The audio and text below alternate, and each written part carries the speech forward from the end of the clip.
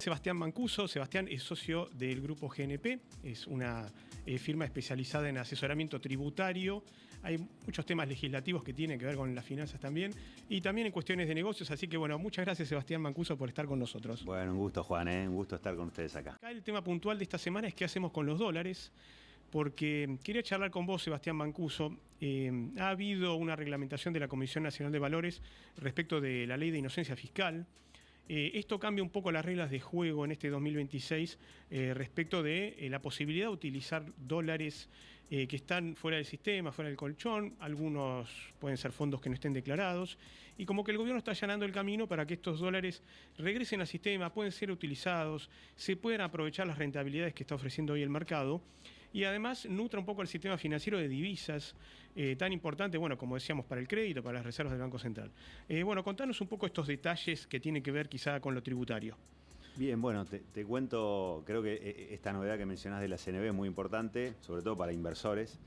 En realidad crea como un régimen nuevo vinculado estrictamente con las personas que hayan optado por la declaración jurada simplificada del impuesto a la ganancia. O sea que la persona que optó o que va a optar, ¿no? Todavía está a tiempo de optar por hacer esa declaración jurada simplificada, automáticamente al ejercer la opción tiene un régimen, entra en un régimen especial establecido por la CNB que le va a permitir depositar en efectivo en las ALICs directamente en la cuenta comitente y efectuar una inversión. Eso estaba prohibido por CNB, por ley anti-evasión, o sea, no se podía hacer un depósito superior a 1.000 pesos. Y también, obviamente, había que pasar primeramente por el banco, previo a, digamos, al depósito en la LIC. Claro. Con esta norma, en principio, se puede hacer un depósito en efectivo directamente en la LIC y después también hacer transferencias entre cuentas comitentes de un mismo cliente, ¿no? Si una persona que tenga una cuenta comitente en la LIC puede transferir activos a otra cuenta comitente, y lo mismo también con activos virtuales, con bitcoins, o sea, criptomonedas, etcétera. Correcto. Esto para proveedores de servicios de activos virtuales también aplica esta nueva normativa, con lo cual también se pueden hacer depósitos en esa cuenta de esas billeteras, ¿no? Y hay un límite, por ejemplo, no sé, de la cantidad de dólares. Hay gente que quizá no tiene grandes montos, pero otros por una cuestión, no sé, que puede ser una herencia, la venta de alguna propiedad. Entendamos que hay muchos ahorristas e inversores que quizá tienen un capital resguardado fuera del sistema en dólares desde hace muchos años, a veces son bienes familiares. Entonces, bueno, podemos hablar de montos importantes también en muchos casos. Exacto, sí. Probablemente ahorro de toda una vida, que inclusive hasta por ahí pagó impuestos, pero nunca se declaró, nunca También. se presentó una declaración jurada. Entonces, dinero blanco, pero como nunca se declaró, Bien. En definitiva se guardó siempre en el colchón. Y esta es como la oportunidad, la vía que estableció el gobierno como para que esa gente pueda depositar esos fondos sin que tenga, digamos, una represalia fiscal por ese depósito. Y no hay un límite. Lo que sí hay que tener en cuenta es que, si bien es un régimen especial que autoriza este depósito en efectivo, esto, digamos, obviamente no anula la normativa vinculada al lavado de dinero. Correcto. Así que, en definitiva, la LIC, cuando recibe los fondos, va a preguntar usted a qué se dedica, digamos, y digamos, qué capacidad patrimonial tiene para tener estos fondos, pero nada más que eso, digamos. No es que, digamos, hay que presentar una declaración jurada de impuesto a la renta donde uno pueda justificar que esos fondos pagaron impuestos, digamos. Pero sí, digamos, tener en cuenta esa cuestión. Entonces, es un tema de sentido común. Claro. En función de la capacidad patrimonial de una persona, bueno, en la medida que pueda justificarlo desde el punto de vista patrimonial y obviamente pase por ese control de normativa UIF, no va a tener problemas desde el punto de vista fiscal, ¿no? En principio, por todo lo que tiene que ver con la normativa de declaración jurada simplificada. Claro, yo lo que interpreto es que quizás se invierte la situación. Antes, la LIC debía informar y, digamos, el inversor o el ahorrista tenía que aclarar la procedencia de los fondos. Ahora, en cambio, tiene que ser ARCA en base a sus propias, digamos, líneas de control o regulación o investigación, quien determine si hay una irregularidad. Y bueno, eventualmente, si ARCA lo considera, puede iniciar una investigación o una exigencia de información. Antes era como que uno iba con la plata y tenía que ya de entrada, claro, como aclarar todo eso. Claro, el límite era en esa, o sea, previo, eso también fue parte de unas medidas administrativas que salieron a finales del año pasado. Sí. Y una de ellas era justamente las ALICs. Antes, el depósito de 100 pesos en una ALIC implicaba informar ese depósito al fisco. y a partir digamos, del aumento de umbrales de transferencias y de saldos de cuentas bancarias y ALIX, ahora recién los montos superiores a 100 millones de pesos se informarían al fisco. Entonces, correcto, hasta 100 millones de pesos el fisco no toma conocimiento de la existencia de inversiones en una ALIC. Los superiores sí, pero bueno, eso, digamos, no significa... que haya un delito o algo que exacto, sea pertinente de investigación. Exacto. Simplemente es información que obviamente tienen que tener los organismos públicos, ¿no es cierto? Exactamente, y en realidad si uno combina eso con esta declaración jurada simplificada nueva, que lo que permite es que el contribuyente declare ingresos y gastos y a eso le determine el impuesto a las ganancias a pagar, pero que no tenga que informar ni patrimonio que tenía al inicio del ejercicio ni patrimonio al cierre. Entonces eso hace que digamos que esa persona que deposita un dinero, o sea, en una ALIC o en un banco no tenga, digamos, que mostrarle al fisco a través de su declaración jurada cuál es ese patrimonio. Obviamente que nosotros, digamos, recomendamos, porque este es un régimen que está vigente y que también depende su continuidad, la continuidad del color político, digamos, luego del 2027. Entonces esto hay que mirarlo con cierta prudencia.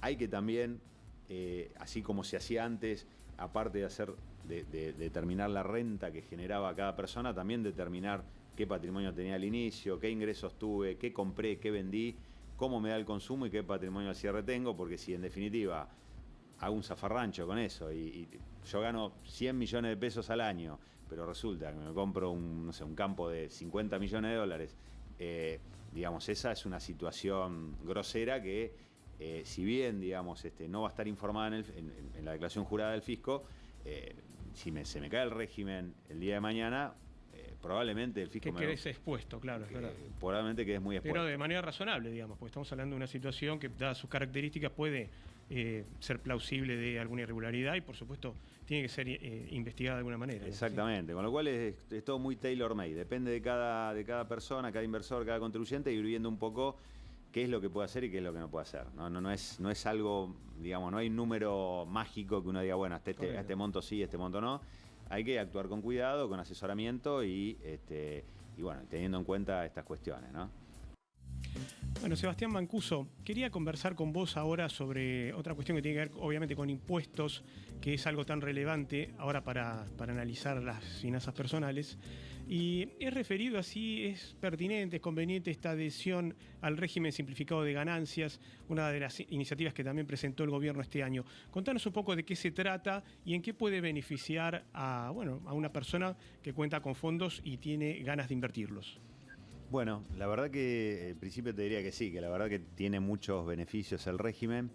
Aplica para personas, para contribuyentes y inversores que tengan ingresos inferiores a 1.000 millones de pesos por año y un patrimonio inferior a 10.000 millones de pesos por año. Sé que entra un universo de contribuyentes bastante alto porque los topes son bastante elevados. Así que, desde el punto de vista de las restricciones para entrar, son pocas. Es un régimen optativo, el que quiere entra. Aplicaría ya para el ejercicio 2025, que bien, se presenta en junio del 2026, así que este último ejercicio 2025 que terminó, ya podría entrar el que opta por esta opción, entrar en este régimen. Y en realidad tiene muchos beneficios. Uno de los beneficios del que hablamos, el de la CNB, este régimen propio de ingreso de fondos vía CNB, que es la posibilidad de depositar efectivo directamente, por ejemplo, en una ALIC, con un fondo común de inversión o un proveedor de servicios virtuales. Y después, desde el punto de vista tributario, la gran herramienta, digamos, que tiene es una especie de bloqueo fiscal, ¿no? Que en definitiva, si uno opta por este régimen, presenta la declaración jurada, en la medida que esa declaración jurada, que solo va a contener ingresos y gastos, no patrimonio. El patrimonio no hay que mostrárselo al fisco, solamente ingresos y gastos. Bien. Si yo pongo los ingresos y gastos correctos y determino el impuesto correcto y no hay una diferencia significativa superior al 15% del impuesto, o sea que si el fisco me revisa esa declaración jurada y no encuentra ninguna diferencia superior al 15% del impuesto que pagué, tengo un bloqueo fiscal que le impide al fisco revisarme los ejercicios anteriores. O sea, no puede revisarme años anteriores si no me detecta más de un 15% de diferencia de impuesto en el ejercicio base, en el último que presento. Por ejemplo, si presento esta declaración jurada del 2025, ahora en junio del 26, si la hago bien, automáticamente el fisco tiene un muro y no puede entrar a verme las declaraciones juradas de ejercicios anteriores, ¿no? Así que ese es un gran beneficio porque tengo ese bloqueo fiscal que en la medida que me porte bien en cuanto a ingresos y gastos, es como que el gobierno dice, a ver, no me importa lo que pasó en el pasado, si vos a partir de ahora en tu flujo me vas a declarar lo correcto, no vas a tener ninguna inspección sobre ese pasado, y ese stock que tenés lo vas a poder usar o canalizar en el sistema financiero o en la economía real sin que yo esté revisando cómo lo estás canalizando. Por ejemplo, si presento bien esa declaración jurada de ingresos y resulta que en el año 2025 compré un departamento o compré un título público, un activo financiero, y no me alcanzaba, digamos, los fondos blancos con los cuales podía comprar ese activo, el fisco no me puede hacer no me puede determinar un incremento patrimonial no justificado, que sería hacerme pagar el 35% sobre el dinero negro con el cual compré ese activo. Bien. Porque en realidad, digamos, ese incremento patrimonial, que es una figura técnica que usa el fisco, no computa para ese 15% que hablé de la diferencia de impuestos. Entonces, esa es la cláusula técnica que hace que esta norma termine siendo como una especie de blanqueo permanente. Porque en definitiva, claro, si presento bien los ingresos y después resulta que compro un inmueble o compro un activo, parte con dinero en blanco y parte con dinero que tenía guardado bajo el colchón, el fisco no me va a poder determinar impuesto a las ganancias sobre esa diferencia que pagué con dinero negro. ¿Qué pasa si hay una investigación en curso, por ejemplo, referida a alguna cuestión impositiva?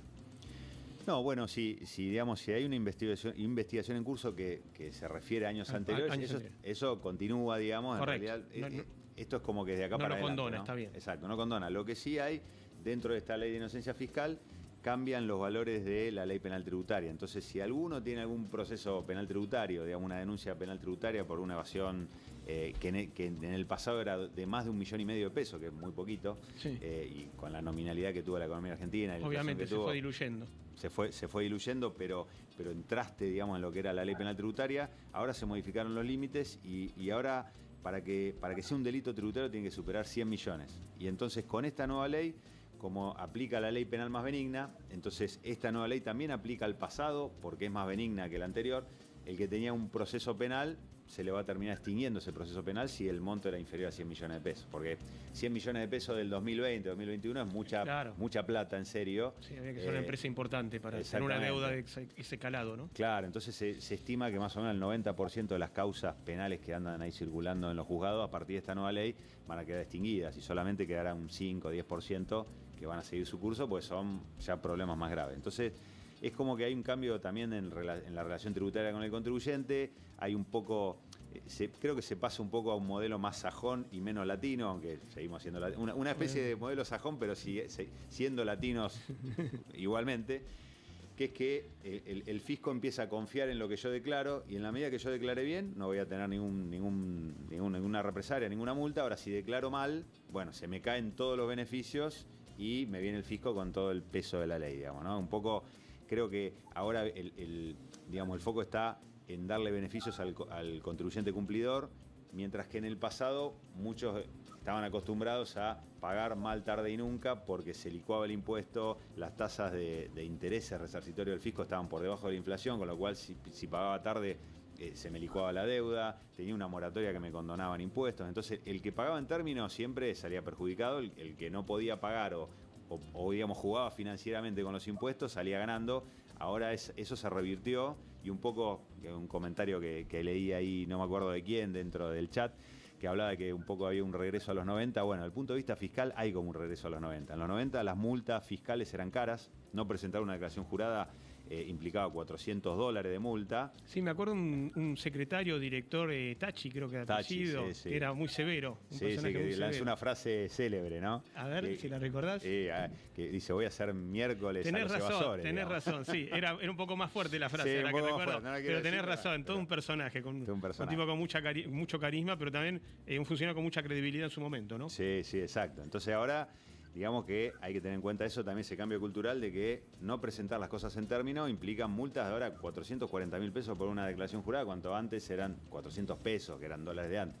Entonces se multiplicó por 1.000 todo lo que es multas tributarias. Entonces el fisco está diciendo ahora, cumplí, ponete a derecho, confío en lo que vos vas a declarar en tu declaración jurada, pero si te equivocás o no cumplís, bueno, ahí digamos, las multas son caras y las consecuencias, digamos, son pérdida de beneficios muy importantes. Entonces, hay que hacer un cambio cultural en las empresas, en las personas, empezar a tener datos en tiempo y forma. Hay muchas compañías que tienen balances, digamos, que siempre llegan tarde y que llegan los balances tarde, llegan las declaraciones juradas tarde. Bueno, hay que empezar a anticiparse, hacer planificación fiscal antes de los cierres, para mejorar la competitividad de las compañías en un momento donde la competitividad empresaria, digamos, lo es todo, con una Argentina con moneda dura, digamos, apreciándose el peso. La verdad que es un cambio de paradigma total, digamos, desde el punto de vista financiero y también fiscal. Y eso creo que tenemos que tenerlo presente y para el que tiene una empresa tiene que empezar a poner en práctica, digamos, otras prácticas más saludables desde el punto de vista fiscal, ¿no? Así que... Sí. Y es una suerte de normalización de la economía, que no tiene que ver con una cuestión ideológica o de quién sea el gobierno de turno, sino que es importante, por ejemplo, bajar la inflación, como vemos, deudas impositivas que con el paso del tiempo y quizá a veces hasta la lentitud de la propia justicia terminan diluyéndose y tampoco hay un beneficio para la sociedad o el Estado por el cobro de una multa o el cumplimiento de una sentencia. Bajar la inflación, bajar las tasas de interés, pagar impuestos adecuados, pagar también en tiempo y forma, un Estado también más responsable en la utilización de los recursos que recauda, un sector privado más responsable en el cumplimiento de sus obligaciones, ahorros fuera del sistema que regresan al sistema, lo que antes se llamaba fuga de capitales, ¿no? Cuántas cosas que fuimos naturalizando con el paso de los años y bueno, es bueno de a poco volver a la disciplina que tienen muchos países y esperemos que esta vez sea diferente y funcione. Bueno, muy bien. Y yo quería consultarte a vos, Sebastián Mancuso, porque esto también tiene que ver con algunas iniciativas tributarias que lanzó el gobierno, quizá este bono para una visión conservadora, permite darle un curso a los dólares que, está tratando también el gobierno de allanar el camino para que regresen al sistema, ¿no es así? Así es, sí, coincido con lo que mencionaban. Sumaría, digamos, a los dólares que están disponibles en las cuentas comitentes, en las cuentas bancarias, los cupones que se han cobrado, los dólares del colchón, ¿no? Los famosos dólares del colchón que tanto se habla en la prensa. Y creo que ahí es fundamental la arquitectura fiscal que armó el gobierno, este tema de la declaración jurada simplificada, que permite a los contribuyentes poder depositar ciertos dólares dentro del sistema con la posibilidad de que ese depósito no implique un pago de impuesto a las ganancias sobre esos valores. Después podemos entrar más técnicamente en ver por qué eso no genera, digamos, un pago de impuesto a las ganancias, pero en definitiva, ese régimen simplificado, junto con esta normativa CNB, que también podemos comentar, que permite depositar en efectivo, por ejemplo, dentro de una LIC, hace que si lo junto con este bono en dólares sea súper atractivo y el gobierno creo que está apostando al dólar del colchón, digamos, que todavía no está invertido, ¿no? Perfecto. Bueno, Sebastián Mancuso, tus redes, Grupo GNP. También Grupo GNP, la pueden encontrar en Instagram, en LinkedIn y también en YouTube, donde hay algunos videos de estrategia fiscal inteligente, así que está bueno que la revisen si les gusta. Bueno, excelente. Hoy, las reglas de juego cambian muy rápido. En Grupo GNP estamos preparados para estos cambios. Innovamos. Grupo GNP, expertos en servicios integrales de impuestos. Desarrollamos estrategias fiscales para potenciar los resultados empresariales y cuidar los patrimonios individuales. Reconocidos y premiados a nivel internacional por nuestra trayectoria y experiencia. Grupo GNP, tus aliados estratégicos.